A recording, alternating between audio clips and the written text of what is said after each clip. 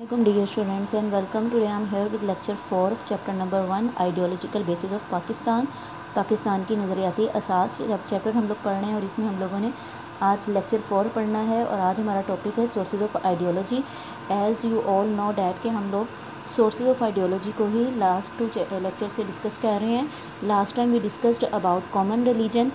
ये एक महज है, एक सोर्स है जो कि किसी भी आइडियोलॉजी में ऐड किया जाता है। Common political objective we also discussed about common political objective.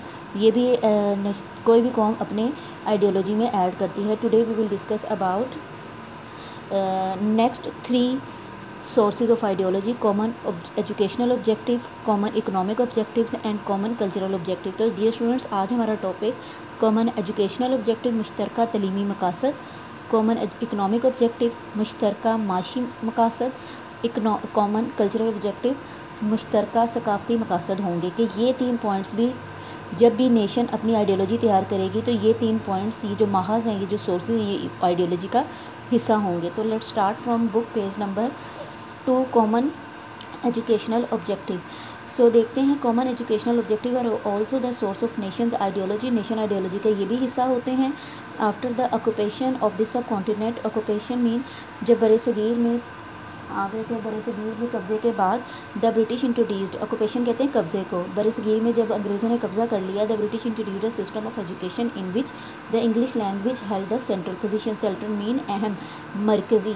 तो जब बरतानवी हुकूमत ने सब कॉन्टिनेंट में आई थी तब उन्होंने इंग्लिश लैंग्वेज को सेंट्रल या मेन लैंग्वेज करार दे दिया बड़े सगीर में। द मुस्लिम स्कॉलर, उस टाइम पे जो मुस्लिम स्कॉलर्स थे उन्होंने रिएक्ट किया टू इट, इसके ख़िलाफ़ बात की और कहा कि and declare that learning of English language was against इस्लाम। और मुस्लिम स्कॉलर्स ने कहा कि अंग्रेज़ी ज़ुबान जो हम लर्निंग करेंगे ये इस्लाम के ख़िलाफ़ है, क्योंकि इस्लाम तो अरबी में नाजिल हुआ है, इस्लाम तो अरबी ज़ुबान में है और उर्दू में है। Most of the Muslim rejected the new system of education, बहुत से मुसलमानों ने इस नए तलीमी निज़ाम को रिजेक्ट कर दिया। It all happened on the basis of an ideology, ये नज़रिए की बुनियाद पर हुआ। And that was the ideology of Islam, और ये मुसलमानों की इस्लामी नज़रिया था।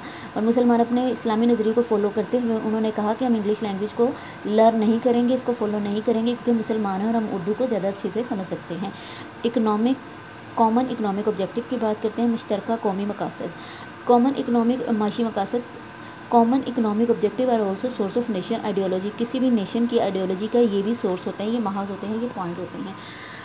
After the war of independence 1857 में जब जंग आज़ादी लड़ी गई थी, to gain the sympathy of the British, the Hindu succeeded, sympathy mean हमदर्दी, the Hindu succeeded in convincing them that the role of Muslim in the war of independence was greater and that in the future to gain the sympathy. हिंदुओं ने अंग्रेज़ों की sympathy, हमदर्दी हासिल करने के लिए the Hindu succeeded in convincing them that the role of Muslim in the war of independence was greater.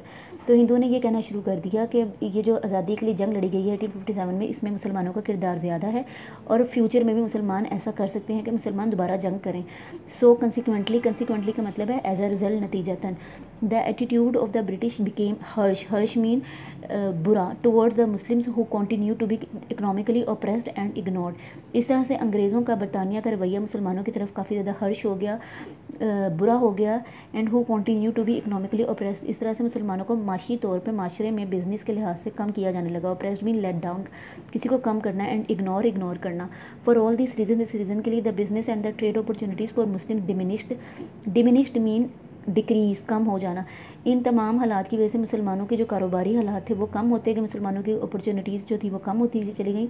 But they did not abandon mean छोड़ना देयर आइडियोलॉजी, लेकिन मुसलमानों ने इन हालात में भी अपना नज़रिया नहीं छोड़ा। मुसलमान अलग वतन हासिल करना चाहते थे और उनकी बुनियाद इस्लामी नज़रिया थी, तो मुसलमानों ने इस चीज़ को नहीं छोड़ा। Next and last sources common cultural objective, मुश्तरका सकाफ़ती मकासद। अगर हम सकाफ़त को देखें तो हमारी सकाफ़त में लैंग्वेज, ड्रेसिंग, रिचुअल्स, ये सब चीज़ें आती हैं। तो common cultural objective are also rise to the nation's theory.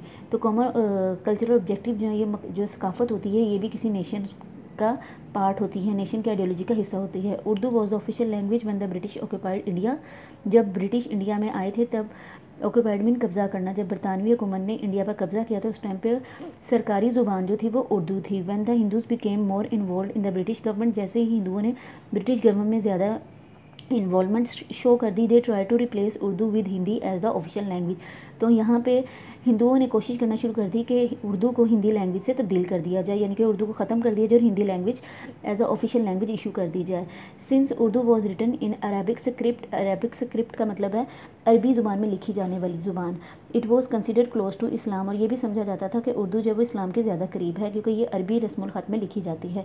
And Muslims, और मुसलमानों के भी ज़्यादा करीब है। While Hindi was written in Devanagari script, Hindi जो है वो देवनागरी स्क्रिप्ट में लिखी जाती है। स्क्रिप्ट का मतलब है रस्मुल ख़त, तरीका वगैरह। So Hindu started demanding Hindi as the official language, Hindu ने कहा कि हिंदी को जो है वो ऑफिशियल लैंग्वेज करार दे दिया जाए इंस्टेड ऑफ उर्दू, और उर्दू की बजाय हिंदी को ऑफिशियल लैंग्वेज बना दिया जाए। मुस्लिम कुड नॉट रीड और राइट हिंदी, मुसलमान जो थे वो हिंदी को ना समझ सकते थे ना पढ़ सकते थे। This act of Hindus made the Muslim think that they would no longer be able to maintain their identity, identity mean पहचान, शनाख्त, in the united India, united India mean separation से पहले हिंदू और मुसलमान इकट्ठे रहते थे बरसगीर में, उसे यूनाइटेड इंडिया कहा जाता है।